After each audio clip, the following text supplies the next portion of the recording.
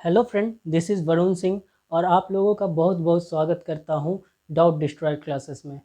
तो फ्रेंड, जैसा कि हम लोग अपने कॉन्स्टिट्यूशन के लेक्चर को कंटिन्यू कर रहे थे, कॉन्स्टिट्यूशन मेड इजी का सीरीज ये चल रहा है और हम लोगों ने अपने पिछले वीडियो में फेडरल सिस्टम को समझा, उसके बाद फेडरल सिस्टम और यूनिटरी पॉलिटी के बीच डिफरेंस को समझा और कैसे इंडिया के अंदर जो फीचर्स है वो फेडरल सिस्टम की ओर ले जाता है इंडिया को, और कैसे कॉन्स्टिट्यूशन के वो सारे प्रोविज़न, वो सारे फीचर्स जो ये बताता है कि कहीं ना कहीं हमारे कंट्री में एक सेंट्रलाइजिंग टेंडेंसी है जहाँ की सेंटर को स्ट्रॉन्ग बनाने की कोशिश है। तो उन सारे प्रोविज़न को हम लोगों ने अभी तक अच्छे से देखा है और अच्छे से समझा है। इस वीडियो में हम लोग बात करेंगे पार्लियामेंट्री सिस्टम के बारे में, क्योंकि हम लोग को पता है, हम सभी को पता है कि इंडिया पार्लियामेंट्री सिस्टम पे वर्क करती है। तो ये जानना हम लोग के लिए काफ़ी इम्पॉर्टेंट है कि पार्लियामेंट्री सिस्टम आखिर है क्या। तो चलिए हम लोग पार्लियामेंट्री सिस्टम को समझते हैं। देखिए, मॉडर्न गवर्नमेंट को दो पार्ट्स में डिवाइड किया गया है। किस बेसिस पे डिवाइड किया गया है कि लेजिस्लेचर और एग्जीक्यूटिव के बीच का क्या रिलेशन है। इस रिलेशन को देखते हुए गवर्नमेंट को टू पार्ट्स में डिवाइड किया गया है। एक पार्लियामेंट्री फॉर्म, एक पार्लियामेंट्री फॉर्म और दूसरा प्रेसिडेंशियल फॉर्म।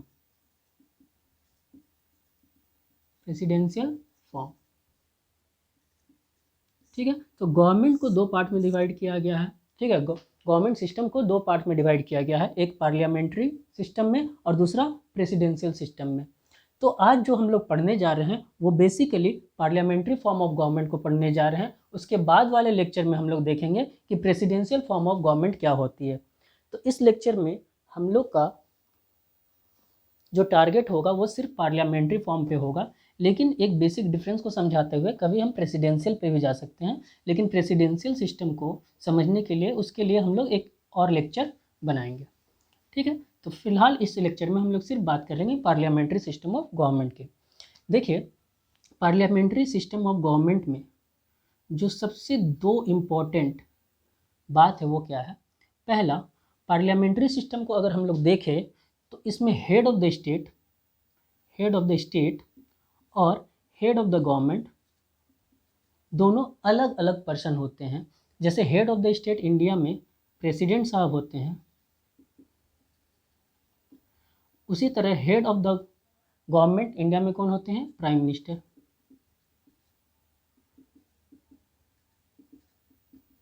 ठीक है, तो हेड ऑफ द स्टेट अलग होते हैं इंडिया में और हेड ऑफ द गवर्नमेंट अलग होते हैं इंडिया में। लेकिन ये पार्लियामेंट्री सिस्टम का मेरिट है कि पार्लियामेंट्री सिस्टम में हेड ऑफ द स्टेट अलग व्यक्ति होगा और हेड ऑफ द गवर्नमेंट अलग व्यक्ति होगा। जैसे अगर ब्रिटेन की बात करें तो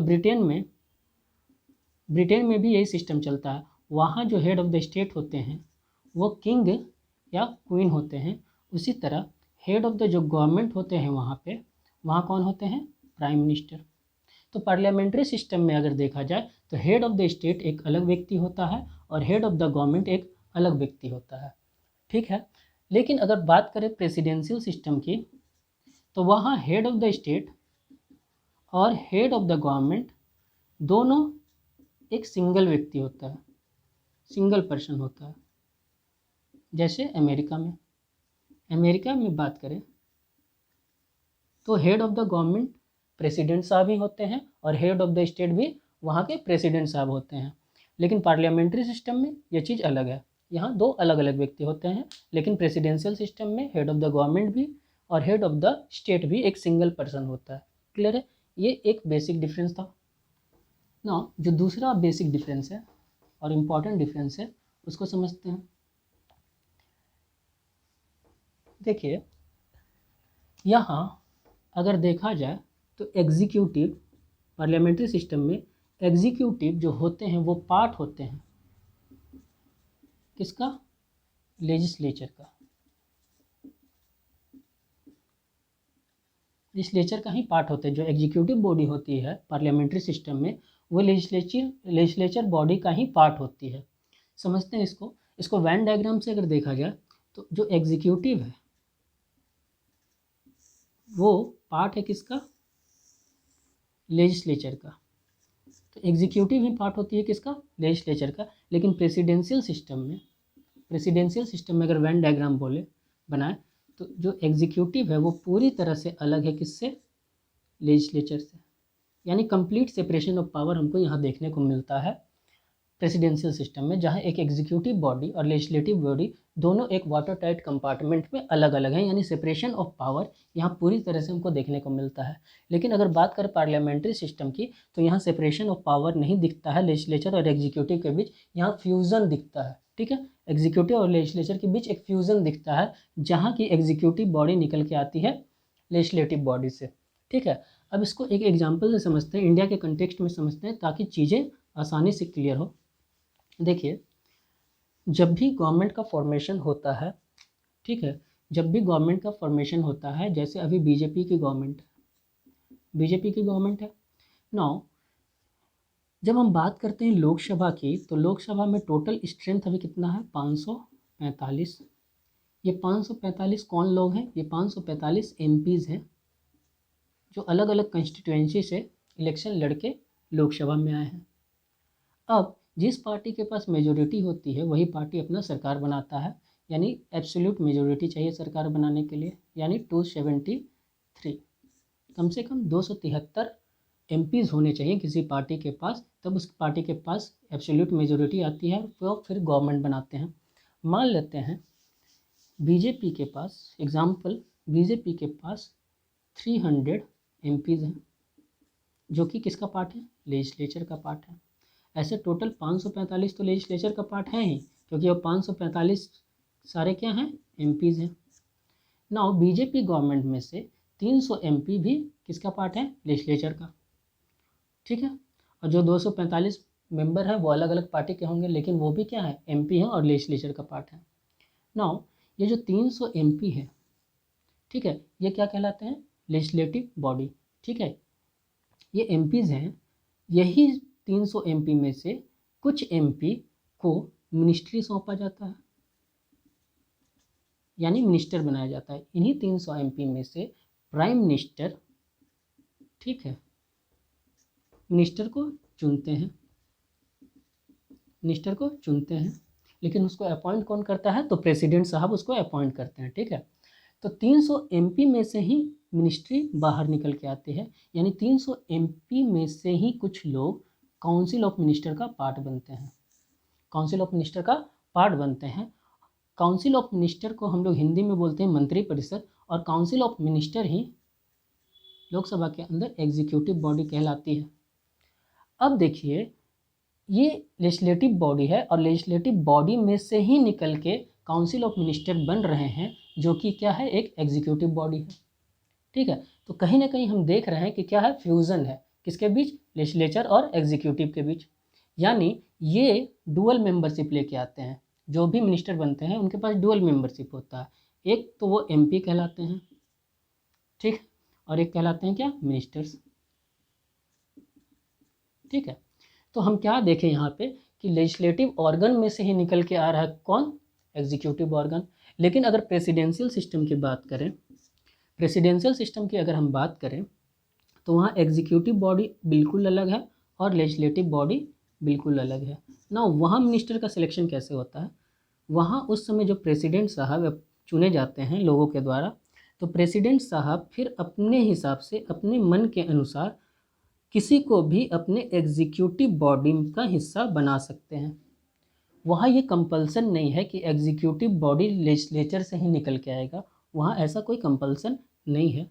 प्रेसिडेंट साहब के पास ये डिस्क्रिशन है कि वो अपना एग्जीक्यूटिव बॉडी खुद से अपॉइंट करें, यानी प्रेसिडेंट साहब जिसको चाहें, किसी भी व्यक्ति को चाहें तो उसको मिनिस्ट्री सौंप सकते हैं। लेकिन इंडिया में ऐसा नहीं है। इंडिया में जब भी कोई मिनिस्टर बनेगा तब वो किसका पार्ट होना चाहिए, लेजिस्लेचर का पार्ट होना कंपलसरी है, या तो लोकसभा का पार्ट हो या तो राज्यसभा का पार्ट हो। यानी किसी भी हाउस का उसको मेंबर होना ज़रूरी है अगर इंडिया में किसी को मिनिस्टर बनना है, यूनियन लेवल पे यूनियन मिनिस्टर बनना है। ठीक है, तो ये एक डिफरेंस था जो हम देखते हैं प्रेसिडेंशियल सिस्टम और पार्लियामेंट्री सिस्टम में। नाउ अब हम लोग आते हैं पार्लियामेंट्री सिस्टम के मेरिट्स के ऊपर कि पार्लियामेंट्री सिस्टम के मेरिट्स क्या हैं, उसके फीचर्स क्या हैं, ठीक है। तो जैसा कि हम लोग बोर्ड पे देख रहे हैं, पहला फीचर इसमें बोल रहा है nominal and real executive. Nominal and real executive, तो यहाँ दो तरह के होते हैं, एक नॉमिनल एग्जीक्यूटिव होता है और एक रियल एग्जीक्यूटिव होता है। तो नॉमिनल एग्जीक्यूटिव हम लोग किसको बोलते हैं, इट इज़ द प्रेसिडेंट, नाम मात्र का एग्जीक्यूटिव है ये नॉमिनल एग्जीक्यूटिव। और जो रियल एग्जीक्यूटिव है वो हम किसको बोलते हैं, it is the prime minister who is the real executive. Now why the president is called nominal executive. अब प्रेसिडेंट साहब को हम लोग नॉमिनल क्यों बोल रहे हैं, it is because of article 74। Article 74 क्या बोलता है, there should be a council of minister, एक काउंसिल ऑफ मिनिस्टर होना चाहिए, there should be a council of minister to aid and advise president. Add and advice देने के लिए president को एक काउंसिल ऑफ मिनिस्टर का होना कंपलसरी है इंडिया के अंदर। नाउ ये जो काउंसिल ऑफ मिनिस्टर का ऐड एंड एडवाइस जाता है प्रेसिडेंट के पास, क्या वो ऐड एंड एडवाइस बाइंडिंग है प्रेसिडेंट के ऊपर, ठीक है, या नहीं है। तो 42nd अमेंडमेंट एक्ट के अनुसार अगर देखें, 42nd अमेंडमेंट में जो भी काउंसिल ऑफ मिनिस्टर का एडवाइस था उसको बाइंडिंग बना दिया गया था, किसके ऊपर, प्रेसिडेंट के ऊपर। प्रेसिडेंट के ऊपर कोई भी, ठीक है, प्रेसिडेंट के ऊपर कोई भी एडवाइस एंड एडवाइस बाइंडिंग था according to 42nd amendment act 1976। 1976 में हर एडवाइस जो काउंसिल ऑफ मिनिस्टर का जाता था प्रेसिडेंट साहब के पास, उसको क्या कर दिया गया था, बाइंडिंग बना दिया था प्रेसिडेंट के ऊपर। लेकिन 44th अमेंडमेंट में, 44th कॉन्स्टिट्यूशनल अमेंडमेंट एक्ट के अनुसार क्या हुआ कि उसको थोड़ा सा रिलैक्सेशन दिया गया। अब रिलैक्सेशन किस फॉर्म में, यानी प्रेसिडेंट साहब के पास जब भी कोई बिल जाता है उनके एसेंट के लिए, तो प्रेसिडेंट साहब उसको एक बार रिकंसीडर करने के लिए, रिकंसिडरेशन के लिए भेज सकते हैं वापस, कहाँ, हाउसेस के अंदर। लेकिन जब 42nd अमेंडमेंट में उसको बाइंडिंग बनाया गया था, इसका मतलब ये था कि कोई भी बिल उस समय अगर प्रेसिडेंट साहब के पास जाता तो उसको वो दोबारा नहीं भेज सकते थे रिकंसिडरेशन के लिए, यानी उस दौरान उनको उस बिल को एसेंट देना कंपलसरी था। लेकिन 44th अमेंडमेंट एक्ट में एक रिलैक्सेशन देते हुए प्रेसिडेंट के पावर को थोड़ा इंक्रीज़ किया, थोड़ा उनके डिस्क्रिशन को इंक्रीज़ किया, और जब भी अब कोई बिल जाता है प्रेसिडेंट साहब के सामने तो वो उसको एक बार रिकंसिडरेशन करने के लिए, रिकंसिडर करने के लिए बोल सकते हैं। लेकिन वही बिल रिकंसिडरेशन के बाद वापस जाता है प्रेसिडेंट साहब के पास तो उनको उस पर एसेंट देना कंपलसरी है। तो इस तरह से प्रेसिडेंट साहब को क्या बोला जाता है, nominal head, nominal executive, because council of minister का हर ऐड एंड एडवाइस प्रेसिडेंट साहब के लिए क्या है, बाइंडिंग है एक तरह से देखा जाए तो। यहाँ रियल एग्जीक्यूटिव किसको बोला जा रहा है, प्राइम मिनिस्टर को।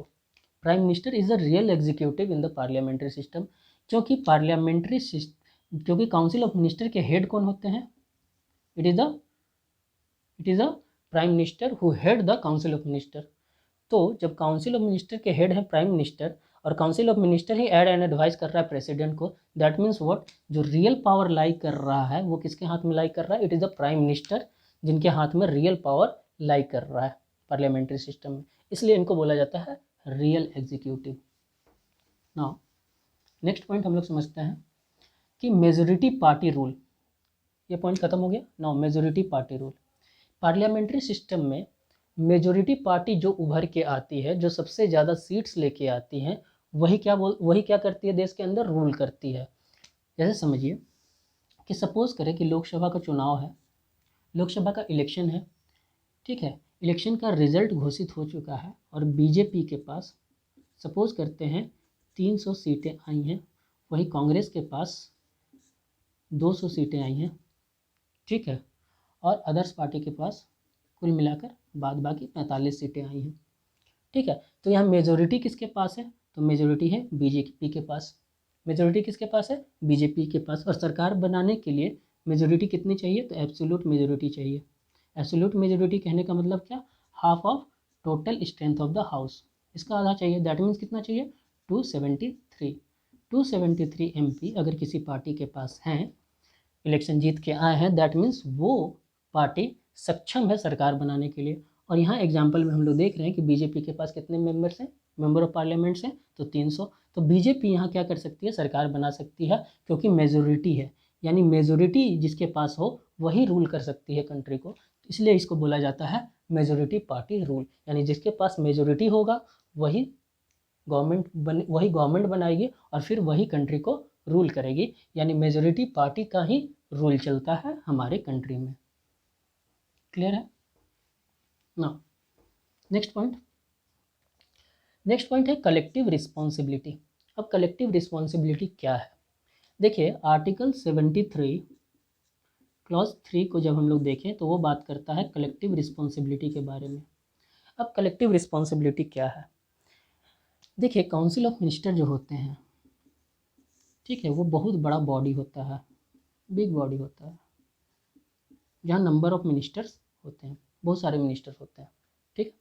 तो काउंसिल ऑफ मिनिस्टर चूँकि बहुत बड़ा बॉडी है, इसलिए वो सेल्डम मीट कर पाता है, कभी काल मीट कर पाता है अपने फुल स्ट्रेंथ में, ठीक है। तो डिसीजन लेना काफ़ी मुश्किल हो जाता है जब हम पूरे काउंसिल ऑफ मिनिस्टर को एक साथ बैठा के कोई डिसीजन लें। तो इसके लिए उसी में से निकाला जाता है एक छोटा बॉडी जिसको हम बोलते हैं कैबिनेट। किसको बोलते हैं? कैबिनेट। और कैबिनेट के अंदर वो सारी इंपॉर्टेंट मिनिस्ट्री होती है जो देश को संभाल के रखती है। नाउ जो कैबिनेट है वो पार्लियामेंट्री सिस्टम में बोला गया है, जो कैबिनेट है वो क्या है, न्यूक्लियस है किसका, पार्लियामेंट्री सिस्टम का। ये जो कैबिनेट है वो डिसीजन मेकिंग करती है, बड़े बड़े डिसीजन कौन लेता है, कैबिनेट, ठीक है। हमेशा काउंसिल ऑफ मिनिस्टर का मीटिंग्स नहीं हो पाता, इसलिए एक छोटी बॉडी तैयार की गई जिसको हम लोग कैबिनेट के नाम से जानते हैं, और वो हमेशा मीट करती है, एक जगह पे मीटिंग करती है, उसके बाद डिसीजन लिए जाते हैं ना। हो सकता है कि कैबिनेट के अंदर सपोज करते हैं, एग्जांपल लेते हैं 30 मिनिस्ट्री है, 30 मिनिस्ट्री है। सपोज कीजिए कि कोई एक मिनिस्ट्री ए नाम का है और इसके ऊपर कोई डिसीजन लिया गया, ठीक है, इसके ऊपर कोई डिसीजन लिया गया, इस मिनिस्ट्री के ऊपर कुछ डिसीजन लिया गया, कोई पॉलिसी है, ठीक है, मिनिस्ट्री ए का, उस पॉलिसी के ऊपर एक डिसीजन लिया गया। तो मान लेते हैं 30 मिनिस्ट्री में से हो सकता है कि 5 मिनिस्ट्री ऐसे हों, ठीक है, 5 मिनिस्ट्री के अंदर बहुत सारे एमपी ऐसे हों जो इस डिसीजन को एग्री नहीं करते हैं, ठीक है। तो बहुत सारे मिनिस्टर ऐसे हो सकते हैं जो इस डिसीजन को एग्री नहीं करें, ठीक। अब जब एग्री नहीं करेंगे, ठीक है, जब एग्री नहीं करेंगे तो होगा क्या, एक क्योश मेंटेन होगा, ठीक है, डिसएग्रीमेंट होगा लोगों के बीच। और अगर डिसएग्रीमेंट बाहर निकल के जाता है, यही डिसएग्रीमेंट बाहर की तरफ एक न्यूज़ बन के जाता है, तो लोगों का भरोसा कहीं ना कहीं सरकार के ऊपर से उठ जाएगा, क्योंकि लोग ये सोचेंगे कि जब आपस में मिनिस्टर ही एक कलेक्टिव डिसीजन नहीं ले पा रहे हैं, जब उन लोग के बीच ही सहमति नहीं है, तो वो देश को कैसे चलाएंगे।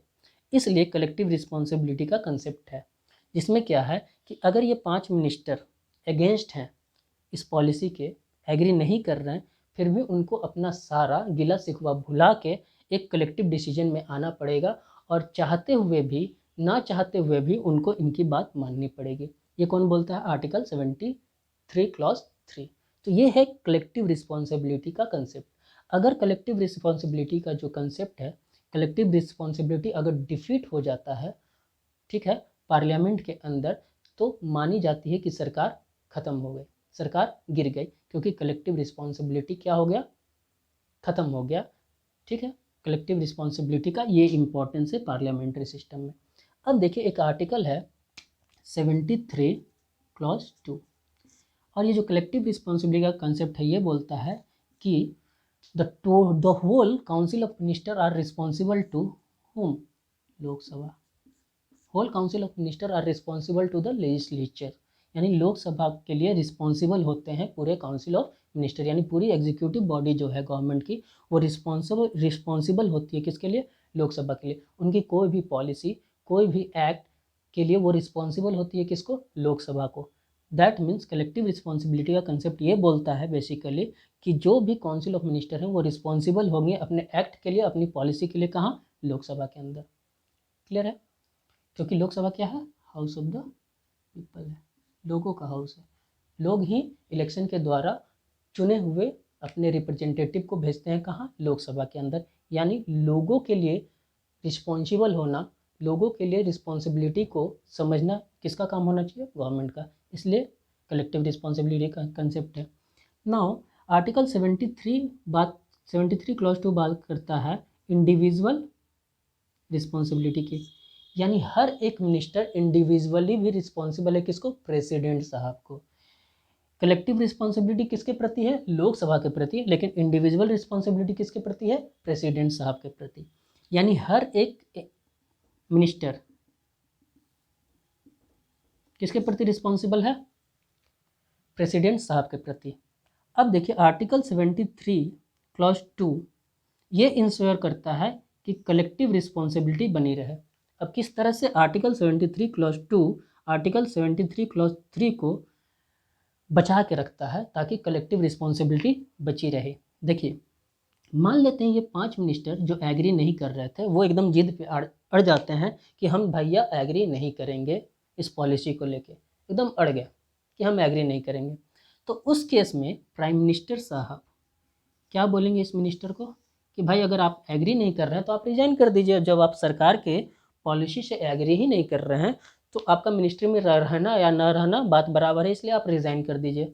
तो ये 5 मिनिस्टर अगर बोलते हैं कि नहीं हम रिज़ाइन नहीं करेंगे तो क्या होगा फिर, तो फिर सहारा लिया जाएगा जो प्राइम मिनिस्टर के सामने पास बहुत बड़ा हथियार होता है, आर्टिकल 73 क्लॉज 2।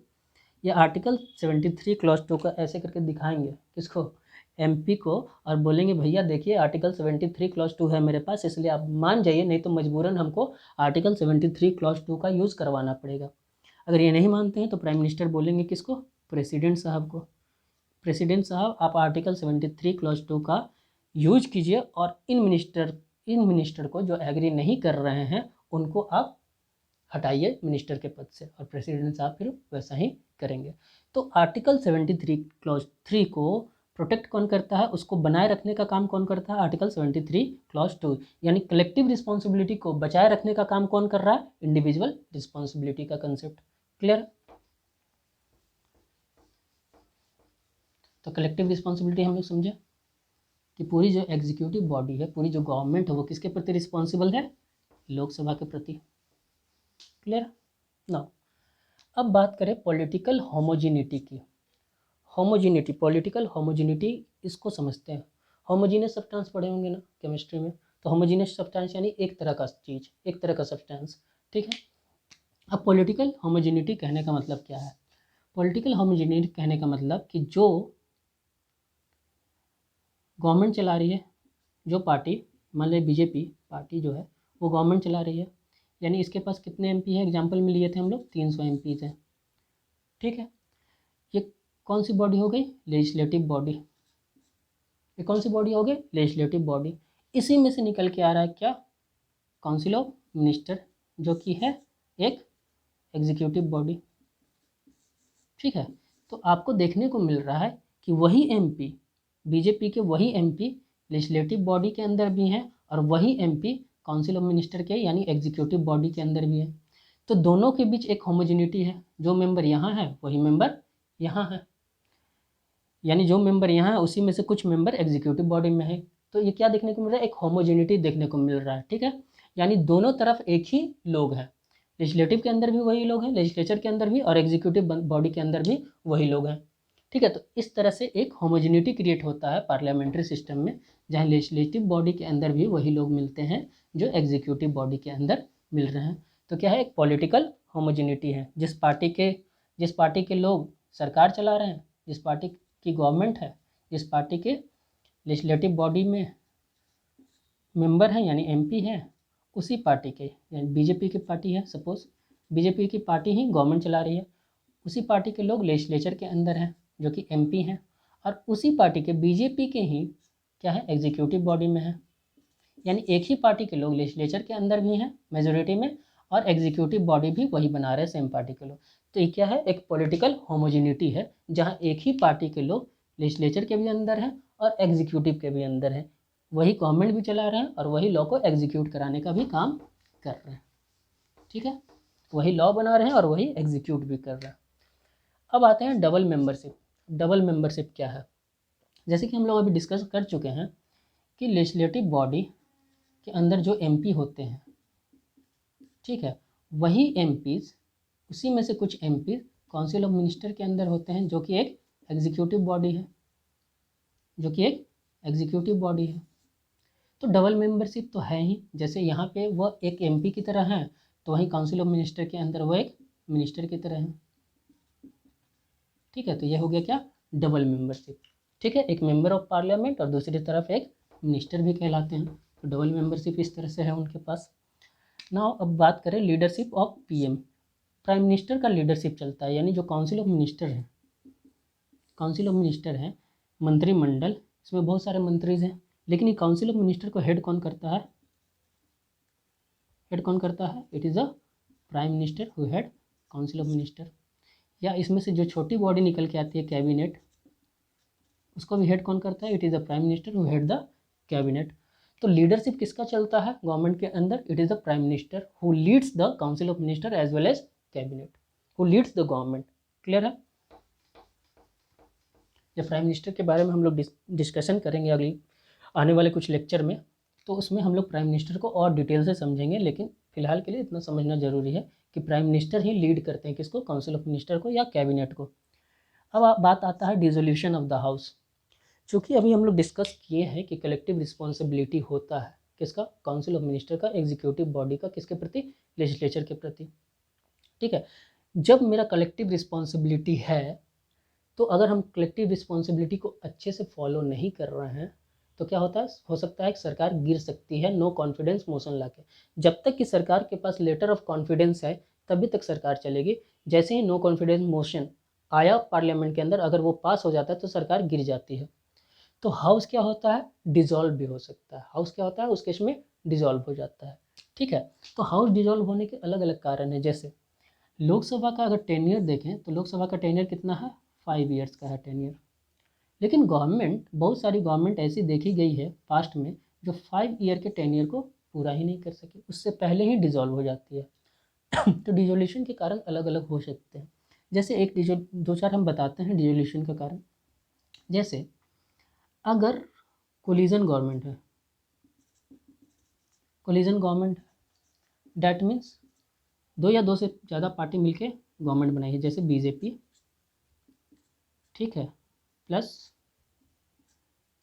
तृणमूल कांग्रेस ले लेते हैं एग्जांपल, प्लस डीएमके, ये तीनों मिलके पार्टी बनाई है। बीजेपी के पास 200 एमपी थे, तृणमूल कांग्रेस के पास 50 एमपी थे और डीएमके के पास 23 एमपी थे, 23 नहीं 30 एमपी थे।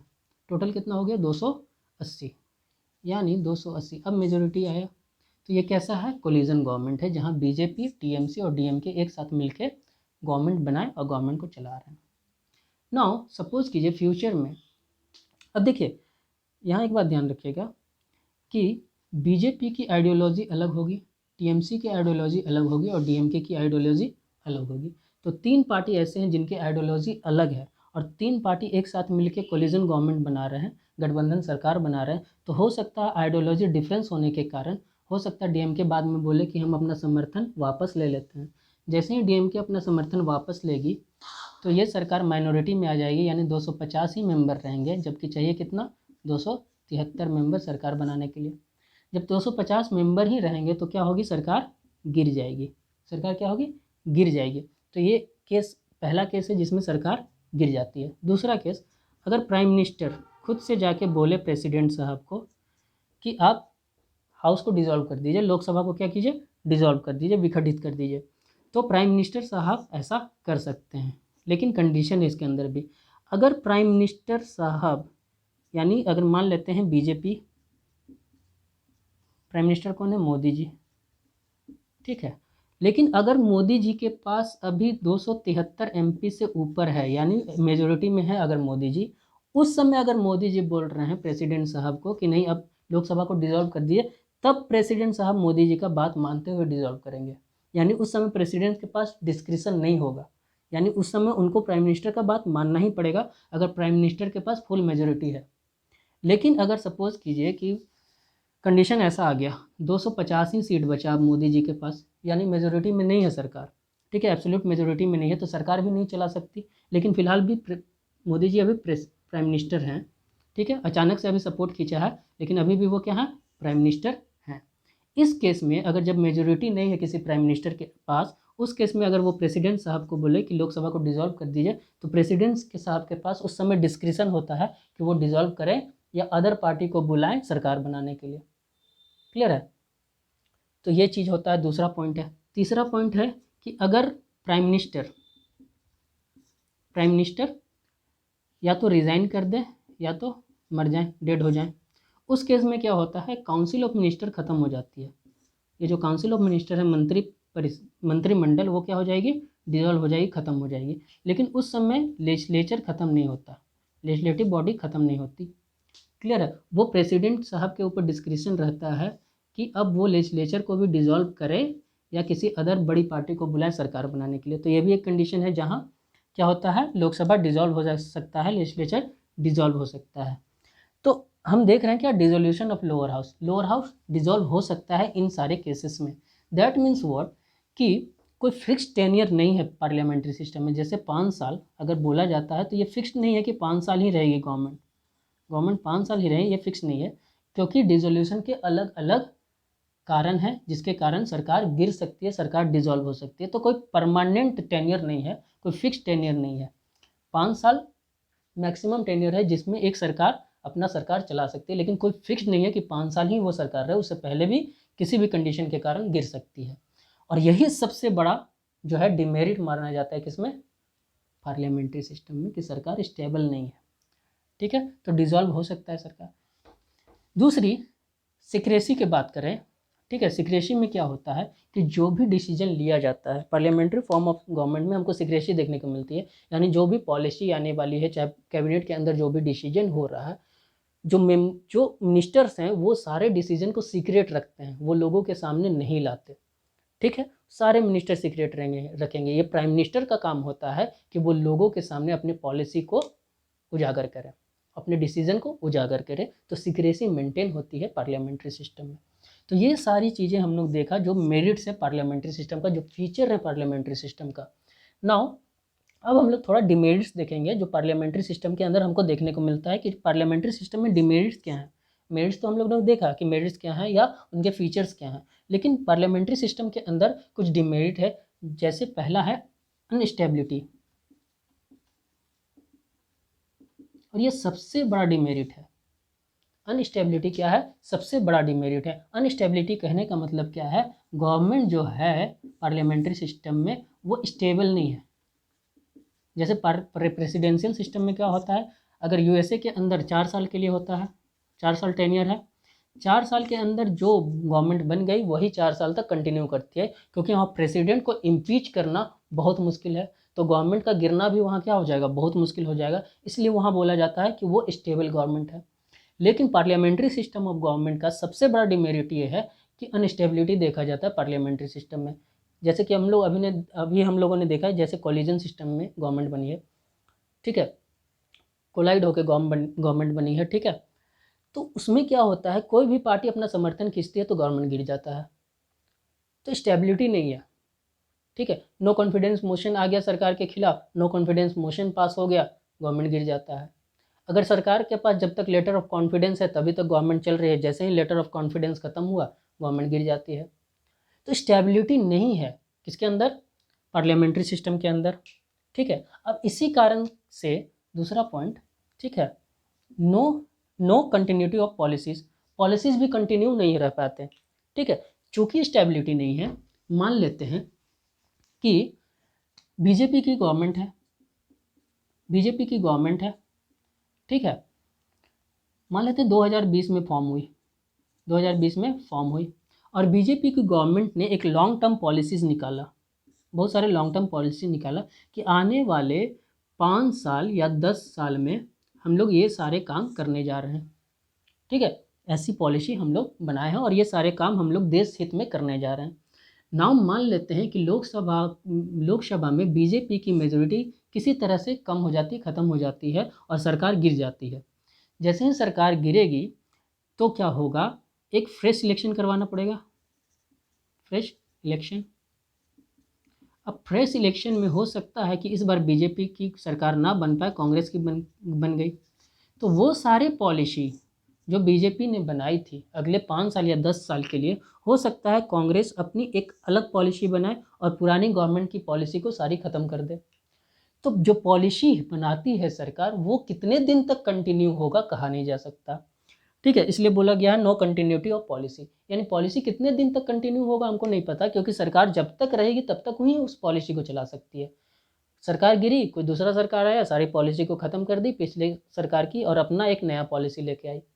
तो बार बार पॉलिसी का चेंज होना, ये भी क्या है, डिमेरिट्स है किसका, पार्लियामेंट्री सिस्टम का। ना अब हम लोग देखेंगे एक चीज़ जो बोलता है डिक्टेटरशिप ऑफ कैबिनेट। कैबिनेट का यहाँ डिक्टेटरशिप चलता है, ठीक है। कैबिनेट का क्या चलता है, डिक्टेटरशिप चलता है, यानी कैबिनेट जो बात बोल दी, जो डिसीजन ले ली, वही कलेक्टिव डिसीजन माना जाता है किसका, पूरे काउंसिल ऑफ मिनिस्टर का। तो एक तरह से कैबिनेट किस तरह से काम कर रही है, एक डिक्टेटर की तरफ काम कर रही है, एक तानाशाह की तरह काम करती है पार्लियामेंट्री सिस्टम में। कौन, कैबिनेट। कैबिनेट ने जो पॉलिसी बना दिया, जो डिसीजन ले लिया, उसको माना गया पूरा कलेक्टिव डिसीजन है किसका, काउंसिल ऑफ मिनिस्टर का। ठीक है, कोई नया बिल लेके प्रपोज कर दिया, जब बिल प्रपोज हुआ तो कलेक्टिव डिसीजन हो गया किसका, काउंसिल ऑफ मिनिस्टर का। फिर वही बिल आता है या तो लोकसभा में या तो राज्यसभा में। और लोकसभा के अंदर आता है कोई बिल तो मेजोरिटी पार्टी किसकी है, जो सरकार चला रही है, और उसी पार्टी के लोग काउंसिल ऑफ मिनिस्टर में बैठे हुए हैं, उसी पार्टी के लोग कैबिनेट का पार्ट है। कोई भी बिल आता है, अगर सरकार बहुत ज़्यादा मेजोरिटी में, अच्छी मेजोरिटी में, तो बिल आराम से पास हो जाता है। तो एक तरह से जब सरकार के पास अच्छी खासी मेजोरिटी होती है ना, जैसे 273 चाहिए, अब मान लीजिए किसी सरकार के पास 340 सीट्स हैं, जब इतनी बड़ी मेजोरिटी से कोई सरकार बनती है तो वो सरकार क्या कहलाती है, कैबिनेट फॉर्म ऑफ गवर्नमेंट। ठीक है, पार्लियामेंट्री सिस्टम में जो कैबिनेट होता है ना, वो न्यूक्लियस का काम करता, और इस समय जब इतनी बड़ी बहुमत से कोई भी सरकार बनती है तो कैबिनेट हो जाता है क्या, डिक्टेटर की तरह काम करने लगता है, एक तानाशाह की तरह काम करने लगता है, अपने हर डिसीजन को, हर पॉलिसी को, हर बिल को पास कर सकता है लोकसभा के अंदर या राज्यसभा के अंदर। ठीक है, लोकसभा में मेजोरिटी तो होती है सरकार की ही मेजोरिटी होती है, जो सरकार चला रहे हैं उनकी ही मेजोरिटी होती है, लेकिन हो सकता है राज्यसभा में ना हो। क्लियर है, तो उस चीज़ को हम लोग जब पार्लियामेंट पढ़ेंगे ना तो समझेंगे कि राज्यसभा के अंदर सरकार ही अपना मेजोरिटी को बढ़ाने के लिए क्या क्या काम करती है, क्या क्या तिकड़म खेलती है, ताकि राज्यसभा के अंदर भी उसका मेजोरिटी आ पाए, ताकि हर बिल को वो आसानी से पास करा पाए। नहीं तो लोकसभा के अंदर फुल मेजोरिटी में तो रहती है सरकार, लोकसभा के अंदर कोई भी बिल पास करवा लेती है, लेकिन अगर राज्यसभा के अंदर मेजोरिटी में नहीं है तो वहाँ बिल अटक सकता है। इसलिए सरकार जो है लोकसभा के अंदर, जो सरकार चला रही है देश को, वो चाहती है कि राज्यसभा के अंदर भी उसकी मेजोरिटी हो। तो उसके लिए वो क्या क्या तिकड़म खेलती है ग्राउंड लेवल पे, हम लोग उसको भी देखेंगे, उसको भी समझेंगे। क्लियर है, तो यहाँ हम लोग बता रहे थे कि डिक्टेटर बन जाता है कौन, कैबिनेट। नाउ नेक्स्ट पॉइंट है against the separation of power. जो पार्लियामेंट्री सिस्टम है वो अगेंस्ट है किसके, सेपरेशन ऑफ पावर के। जैसे अगर यूएसए में देखें, हम बताएं अभी यूएसए में क्या होता है, एग्जीक्यूटिव बॉडी और लेजिस्लेटिव बॉडी ये पूरी तरह से सेपरेट है, एक वाटर टाइट कंपार्टमेंट में, दोनों अलग अलग है। ठीक है, एग्जीक्यूटिव बॉडी पूरी तरह से अलग है और लेजिस्लेटिव बॉडी पूरी तरह से अलग है। पर इंडिया में हम लोग क्या देखें, वेन डायग्राम जब बना तो एग्जीक्यूटिव जो है वही पार्ट है किसका, लेजिस्लेटिव बॉडी का, यानी लेजिस्लेचर से ही निकल के कौन आता है, एग्जीक्यूटिव बॉडी। जो लेजिस्लेचर के पार्ट हैं वही बनते हैं एग्जीक्यूटिव बॉडी के पार्ट, यानी जो लेजिस्लेचर में एमपीज़ हैं वही बनते हैं क्या, मिनिस्टर्स। तो यहाँ सेपरेशन ऑफ पावर हमको देखने को नहीं मिलता है, इसलिए हम बोलते हैं क्या, जो पार्लियामेंट्री सिस्टम है वो अगेंस्ट है किसके, सेपरेशन ऑफ पावर के। लेकिन चेक एंड बैलेंसेस है, ठीक है, चेक एंड बैलेंसेस है। इंडिया में भले ही सेपरेशन ऑफ पावर को पूरी स्ट्रिक्ट तरीके से नहीं लिया गया है, लेकिन सेपरेशन ऑफ पावर को लिया गया है, लेकिन चेक एंड बैलेंस के साथ।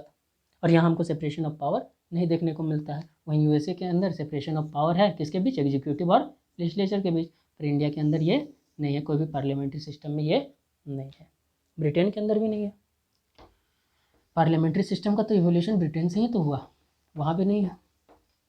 ठीक है, नाउ गवर्नमेंट बाय अमेच्योर यानी मेच्योरिटी की कमी होती है, गवर्नमेंट में मेच्योरिटी की कमी होती है। कहने का मतलब क्या है कि अगर बात करें यूएसए की, तो वहाँ के जो प्रेसिडेंट साहब हैं ना, वही चुनते हैं अपने एग्जीक्यूटिव को। प्रेसिडेंट अपने डिस्क्रिप्शन पे एग्जीक्यूटिव को चुनते हैं और वो किसी भी आदमी को चुन सकते हैं। यानी सपोज कीजिए यहाँ के प्रेसिडेंट को अगर नीड है एक फाइनेंस मिनिस्टर की, तो वो एक ऐसे व्यक्ति को चुनेंगे जो फाइनेंसिस में बहुत आगे हो, बहुत ज़्यादा नॉलेजेबल हो, जिसके फाइनेंस की अच्छी खासी नॉलेज हो, उसको फाइनेंस मिनिस्टर चुन लेंगे। अगर लॉ मिनिस्टर चुनना है तो ऐसे व्यक्ति को चुनेंगे, पूरे देश के अंदर कोई ऐसे व्यक्ति को चुनेंगे जिसके पास लॉ का बहुत अच्छा नॉलेज हो। यानी हमको यहाँ क्या देखने को मिलता है, एक मेच्योरिटी देखने को मिलती है सरकार के अंदर, जहाँ अपने फील्ड में जो जितने ज़्यादा, ठीक है, जितनी ज़्यादा ख्याति प्राप्त करके बैठे हुए हैं लोग, उन्हीं को अपने एग्जीक्यूटिव बॉडी में शामिल कर सकते हैं। प्रेसिडेंट साहब के पास ये डिस्क्रिप्शन है। लेकिन इंडिया में तो ऐसा है नहीं। इंडिया में क्या है कि जो एग्जीक्यूटिव बॉडी होगी वो लेजिस्लेचर से ही निकल के आएगी, ये कंपल्सन है। ठीक है, यानी जो भी मिनिस्टर इंडिया के अंदर बनेंगे वो या तो लोकसभा के मेंबर होने चाहिए या तो राज्यसभा के मेंबर। अगर वो ये दोनों के मेंबर नहीं है तो वो मिनिस्टर नहीं बन सकते। लेकिन इसके साथ एक एक्सेप्शन है। एक्सेप्शन क्या है कि अगर प्राइम मिनिस्टर चाहें, ठीक है, तो वो प्रेसिडेंट साहब से अपॉइंट करा सकते हैं एक ऐसे व्यक्ति को जो कि ना लोकसभा का हिस्सा है और ना राज्यसभा का हिस्सा है। ऐसा है। लेकिन इसके साथ भी एक कंडीशन है। वो तो चुन के ला सकते हैं किसी भी व्यक्ति को, किसी भी व्यक्ति को उठा के मिनिस्टर बनाया जा सकता है इंडिया के अंदर। लेकिन कंडीशन है इसके साथ क्या कि वो जो व्यक्ति है, मान लीजिए ए नाम के व्यक्ति को मिनिस्टर बना दिया गया जो ना लोकसभा का पार्ट था ना राज्यसभा का पार्ट था। लेकिन इसके साथ कंडीशन क्या है अब ये व्यक्ति के साथ कि इसको 6 मंथ के अंदर, 6 मंथ के अंदर चुनाव लड़के आना पड़ेगा और हिस्सा बनना पड़ेगा या तो लोकसभा का और या तो राज्यसभा का।